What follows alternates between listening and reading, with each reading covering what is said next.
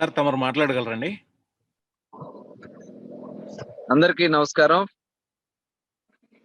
ఆంధ్రప్రదేశ్ రాష్ట్రంలో కడప జిల్లా ప్రొద్దుటూరు గ్రామానికి సంబంధించినటువంటి బలహీన వర్గాల నాయకుడు, అదేవిధంగా చేనేత వర్గానికి సంబంధించినటువంటి నందం సుబ్బారావు అనే తెలుగుదేశం పార్టీకి సంబంధించినటువంటి నాయకుడిని మరి నిన్న హత్య చేయడం జరిగింది.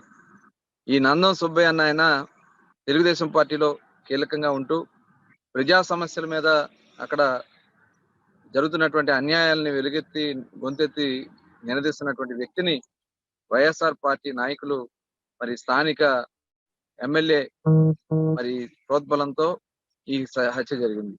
ఇది ముమ్మాటికి ప్రభుత్వ హత్య. ఈరోజు బలహీన వర్గాల్ని అణచివేయాలనే ఉద్దేశంతో, బలహీన వర్గాల నాయకత్వాన్ని అణిచేయాలనే ఉద్దేశంతో ఇవాళ హత్యా రాజకీయాలకి ఇవాళ జగన్మోహన్ రెడ్డి ప్రభుత్వం మరి ముందుకు నడుస్తా ఉంది. ఇది చాలా దురదృష్టకరమైనటువంటి చర్య.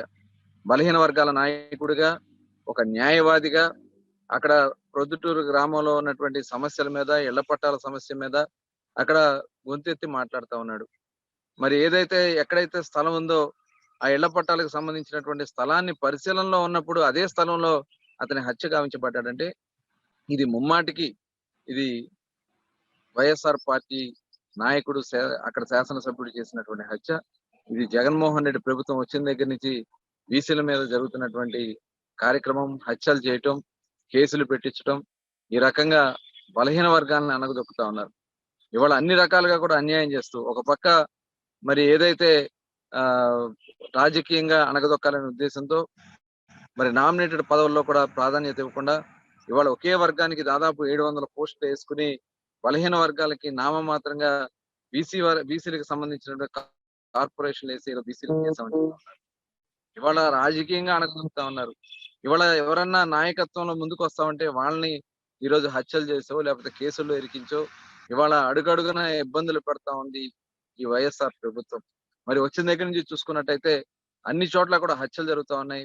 ప్రతిరోజు హత్యో లేదంటే అత్యాచారమో లేదంటే వాళ్ళ మీద దాడులు చేయటమో ఈ రకంగా వైఎస్ఆర్ ప్రభుత్వం నడుస్తుంది తప్ప ఇవాళ ఎటువంటి అభివృద్ధిలో ఈ రాష్ట్రంలో వెనకబడినటువంటి పరిస్థితి ఉంది.